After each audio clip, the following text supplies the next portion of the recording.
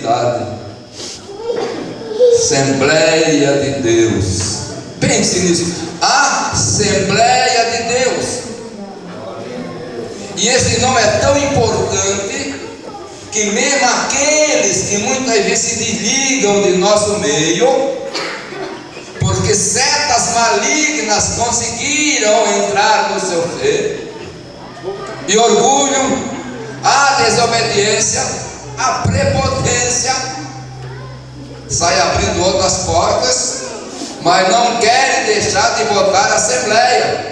Mas aí ele põe outro nome: Assembleia Renovada, Assembleia disso, Assembleia daquilo. Mas você está congregando num templo e numa igreja que tem um nome original no Brasil de Assembleia de Deus e não precisa de imitação.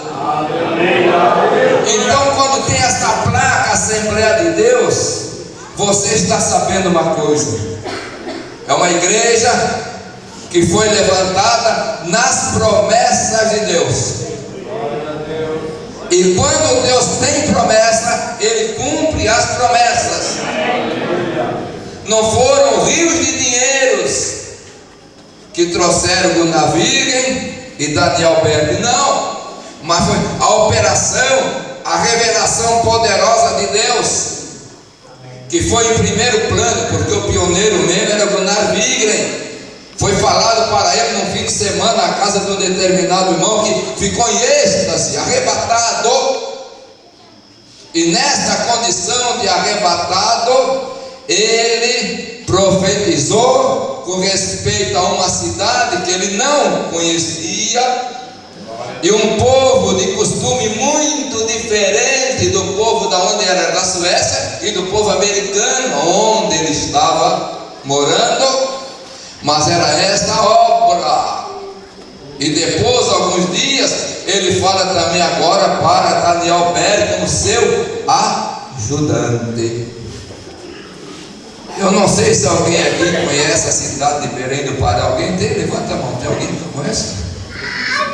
Me parece, se não derrubaram, eu vi, porque eu fui para Belém do Pará umas 6 ou 8 vezes. Para mim, tornou-se um caminho da roça, né? E Belém do Pará, naqueles tempos que eu viajava para lá, era arborizada com mangueira. E quando aqueles homens chegaram no Brasil, sem saber falar a nossa língua, sem ter dinheiros no bolso, sem ter uma igreja fazendo campanha missionária para sustentá-los, eles se alimentavam durante um tempo com mangas. Meus irmãos, temos voltar aos princípios desta obra, que se pagava um preço pela obra de Deus, para anunciar que Jesus batizava com o Espírito Santo, batiza e continua batizando. E este batismo com o Espírito Santo não é somente para ter um título carismático: eu fui batizado. Não, mas para receber a unção, receber o poder do Espírito Santo, que continua nos dias de hoje. Isto a Assembleia de Deus prega, isto a Assembleia de Deus vive. Por isso eu digo: tenha alegria e sinta-se honrado de pertencer à igreja, à Assembleia de Deus, porque a placa funciona muito e forma muito. E o que significa, quando nós pregamos no batismo com o Espírito Santo, nós anunciamos, conforme está aqui, que na casa de Deus, que você é casa de Deus. Batismo com o Espírito Santo continua para dar poder para homens e mulheres para fazer a obra. Mas o batismo com o Espírito Santo, a virtude do Espírito Santo, é essencialmente evangelística e santificadora. Como antigamente se lia aquele livro Sangue e Fogo. Sangue pagando preço e o fogo queimando. é como dizia, e ficou relatado em Jeremias capítulo 20, me parece, não, eu sinto dentro de mim um fogo encerrado, ardendo nos meus ossos. É a chama pentecostal, é o batismo com o Espírito Santo. Então você, quando congrega na Assembleia de Deus, é dito para você e acontece que Jesus batiza com o Espírito Santo. É dito, acontece e ele exige que você seja um ganhador de almas, que a finalidade todinha da igreja é reunir este povo para ser uma mola que impulsione a evangelização para ganhar alma. E nessa operação poderosa do Espírito Santo, ele leva para uma santificação. Que dinâmica divina espiritual produzida em nós pelo Espírito Santo, que muitas vezes muitas pessoas pensam que a santificação é o exterior. Como os fariseus, Jesus chamou-os de sepulcros caiados. Mas meu irmão, hoje notamos e vemos muitos sepulcros caiados. Mas a Assembleia de Deus ainda tem que ter a mensagem que vá de encontro, para penetrar lá dentro, para revirar, fazer a revolução espiritual no homem, transformação. E o Espírito Santo leva o homem, a mulher, para o dever de santificar-se. Nós ouvimos o hino do nosso coral, fogo no altar, não é isso?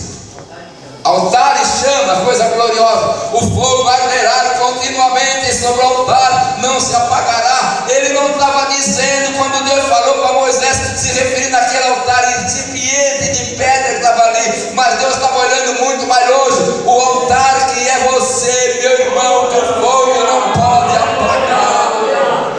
Quando o fogo está ardendo no altar, ele está em chama e ele vai queimando tudo. Isso é a operação do Espírito Santo que nós pregamos. Dentro disso, nós pregamos que Jesus cura. E quantos testemunhos maravilhosos e poderosos nós temos de cancerosos, tuberculosos. Só passei um ano em tratamento de tuberculose. Eu tenho as marcas. É isso, meus irmãos. Mas estou aqui pregando e Jesus me dando graça. Ressurreição de morte é testemunho nosso. Não pegamos a bandeira de ninguém, é a bandeira que o Senhor deu na sua igreja, Assembleia de Deus no Brasil. Que ela cresce e continua crescendo. Dons espirituais, o que é isso? Significa que a virtude do Espírito Santo nos traz o dom de discernir os espíritos, que precisamos disso. Às vezes espíritos contrários estão entrando em alguns meios e alguém pensa que é o Espírito Santo, mas com discernimento o Espírito Santo é clareado, mostrado tudo. Dons de curar, operação poderosa, revelação, profecia, interpretação da língua e variedade de línguas. Não é somente a língua do batismo, não, é variedade, aquilo que a pessoa está falando línguas estranhas e de repente muda o idioma espiritual que o homem não entende. Isto é o que nós pregamos. E pregamos que Jesus vem buscar a sua igreja, que a Bíblia é uma realidade, não é fantasia, mas é uma realidade que ela se cumpre. Então Paulo dizendo para Timóteo: Timóteo, tu precisa saber como andar na casa de Deus. Recebe para nós. Você, meu irmão, é casa de Deus. Nós somos casa de Deus.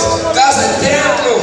Ou não somente vós que somos o templo do Espírito Santo de Deus. É que a Bíblia me diz: você, meu irmão, minha irmã, é uma bênção. Você é templo do Espírito Santo. Pode abrir a tua boca e dar glória e se alegrar. Eu sou servo, sou servo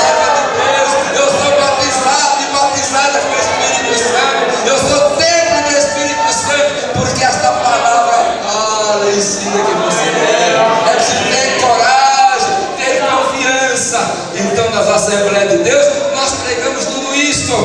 E Paulo fala da casa de Deus, a igreja do Deus vivo, não Deus morto, não.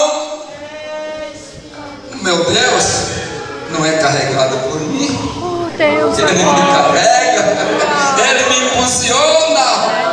Ele fala em mim, toca, e eu tenho que vibrar igual um diapasão, porque foi o sopro do Espírito Santo que impulsiona, porque é Deus vivo. Ele, quando em nossa vida nos encaminha. Mas essa igreja, ela também tem algo importante. Ela é coluna e firmeza da verdade. Coluna, um marco. Nós notamos da primeira vez mencionada na Bíblia que fala da unção. Não porque não acontecia antes, mas é a primeira vez mencionada. E Jacó pegou do óleo que ele já trazia. Oh, que coisa! Você tem óleo contigo, irmão? Tem óleo? Ali ele tem óleo literal, mas você tem que ter o óleo espiritual. Ele pegou aquela pedra, eu vou levantar, e erigiu como uma coluna, um testemunho. Então a Bíblia nos fala que a igreja é coluna e firmeza da verdade. E aí pergunta-se o que é verdade. Jesus disse certa ocasião: eu sou o caminho, eu sou a verdade e a vida. Então a verdade é Jesus. O contrário da verdade é a mentira, o engano. O ladrão vem somente para roubar, para matar, para destruir. Mas eu venho para que tenha vida e a tenha com abundância. E Jesus em Jerusalém disse para os fariseus, a elite: vós tendes por pai o diabo. E ele não se firmou na verdade, porque ele é mentiroso e pai da mentira. Então duas coisas importantes que contrastam entre si. De um lado, o mentiroso, o enganador, que não se firma na verdade. No outro lado, a verdade, a coluna da verdade, que é o Senhor Jesus Cristo. Ele é a verdade. E quando ele estava diante de Pilatos para julgá-lo, ele disse: eu sou a verdade. E Pilatos, que sabia a respeito da verdade, ele não explicou a verdade. E nos conta a história real, não é lenda, que depois que aquele homem perdeu o cargo de governador da Judéia, ele ficou com a cabeça meia virada. E lá, em determinada cidade, me parece que foi na Áustria, por ali, ele procurava lavar as mãos. Minhas mãos estão limpas. E procurando, foi procurar também saber de um maior filósofo daquele tempo, Paracênica, né? O que é verdade? Mas na filosofia não tem condição de explicar a verdade para vir de encontro à necessidade humana. Mas nesta noite a palavra nos diz que a igreja é coluna e firmeza da verdade. É o farol. Então o templo, porque o templo não é igreja, mas de um modo geral o sentido semântico da palavra ela está mudando um pouco. Nós estamos misturando a igreja falando templo. Então o templo torna-se também uma coluna da verdade naquele bairro, naquele lugar, porque ali é pregado a palavra de Deus, é firmeza, é operação poderosa do Espírito Santo. Então neste bairro, nesta rua de Pinheiro, nesta noite, propriedade da abençoada igreja de Balneário Barra do Sul. Meu irmão, uma igreja abençoada não é porque ela é igreja muito grande, nem muito rica. Não quer dizer que a grande e a rica não seja abençoada, mas ela é abençoada quando nela ouve-se aqui acontecer aquela profecia mais linda da Bíblia, né? Entre eles se vê o alarido de um rei. E nessa igreja ainda se ouve o alarido de línguas estranhas de glória a Deus, representando que o Espírito Santo. E aonde está o Espírito Santo? Ele só fala de Jesus. Aleluia.